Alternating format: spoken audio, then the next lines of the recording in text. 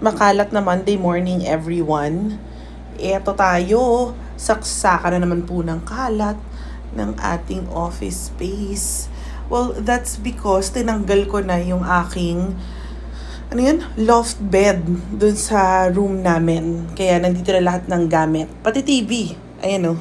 Ito yung office desk ng daughter ko. Kasi my daughter is also now a VA. Hey! E-commerce and SMM VA siya. Kaya makalat to the max. Andito na yung mga libro. Ayan na. Hi! Maglilinis muna ako bago matulog. It's gonna be a very busy Monday, everyone. Yes! Busy ang Monday natin.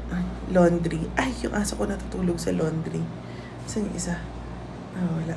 Oreo. Oreo. Hey, my love. Ay, Kara. Oreo,